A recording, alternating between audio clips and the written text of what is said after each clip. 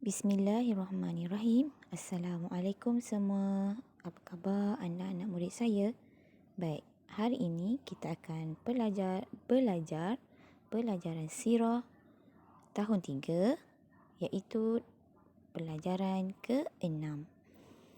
Kita akan belajar, tajuk besarnya adalah Rumah Tangga Nabi Muhammad sallallahu alaihi wasallam. Kita akan belajar bagaimana keadaan rumah tangga Nabi Muhammad sallallahu alaihi wasallam. Baik, unit 1, apa tajuknya? Iaitu sifat mulia Nabi Muhammad sallallahu alaihi wasallam dalam berkeluarga. Jadi kita akan tengok bagaimana sifat mulia Nabi kita, iaitu Nabi Muhammad sallallahu alaihi wasallam dalam berkeluarga. Baik, kita tengok perenggan yang pertama. Kita baca sama-sama. Nabi Muhammad sallallahu alaihi wasallam berkahwin ketika berumur 25 tahun dengan Khadijah. Okey, kita tengok Nabi Muhammad sallallahu alaihi wasallam berkahwin dengan Siti Khadijah ketika berumur 25 tahun. Seterusnya, kehidupan rumah tangga Nabi Muhammad sallallahu alaihi wasallam dipenuhi dengan kasih sayang.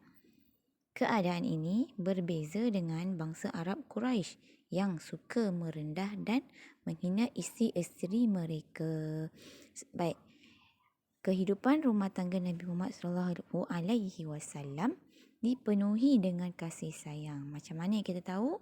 Nabi Muhammad sallallahu alaihi wasallam selalu bersikap yang mulia.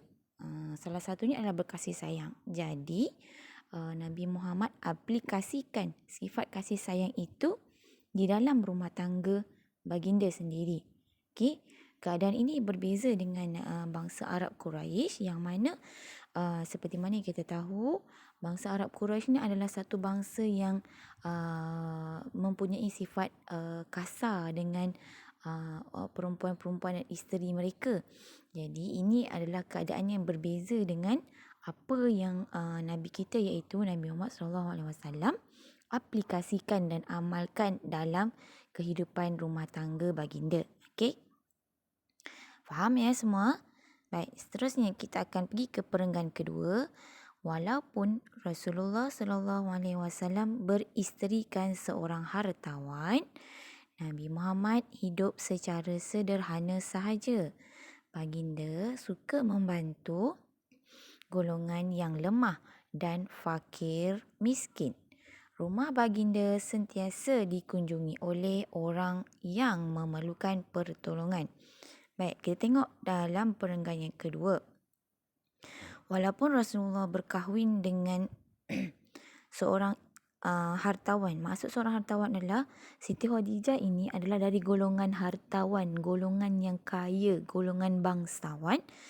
Jadi walaupun baginda berkahwin dengan seorang hartawan, iaitu Siti Khadijah, baginda tetap hidup secara sederhana. Baginda suka membantu golongan yang lemah dan fakir miskin. Rumah baginda sentiasa dikunjungi oleh orang yang memerlukan pertolongan. Jadi jiran-jiran tetangga yang berhampiran dengan Rasulullah sentiasa berkunjung, sentiasa datang ke rumah baginda untuk meminta pertolongan. Okey? Faham tahu? Faham kan Okey.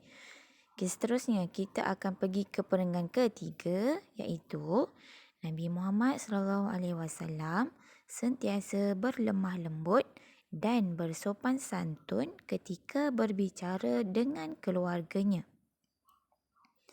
Baginda suka bergurau senda dengan isteri, anak dan cucunya. Sepanjang perkahwinan Nabi Muhammad sallallahu alaihi wasallam bersama Khadijah, baginda dikurniakan.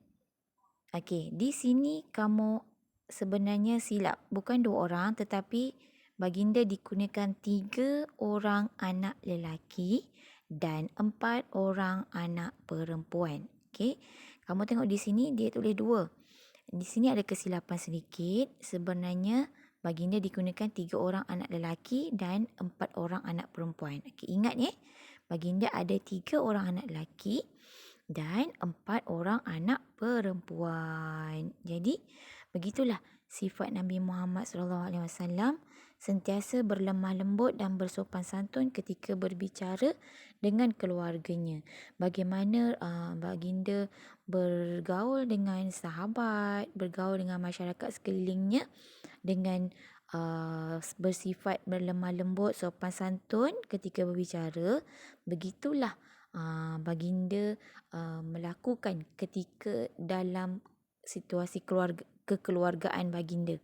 Okey, dalam keluarganya baginda mengamalkan sifat berlemah lembut, bersopan santun ketika bercakap dengan ahli keluarganya. Baginda suka bergurau senda dengan isteri, anak dan cucunya. Okey, begitulah kehidupan rumah tangga baginda, iaitu Rasulullah SAW. Jadi kita boleh amalkan ataupun boleh aplikasikan dalam keluarga kita. Kita jangan harapkan orang nak berlemah lembut dengan kita. Kita dahulu mengamalkan sikap berlemah lembut, bersopan santun dalam keluarga kita. Jika kita nak keluarga kita dalam keadaan yang harmoni, kita kena amalkan bagaimana yang Rasulullah amalkan dalam keluarga baginda. Okey, itu sahaja daripada saya. Sekian.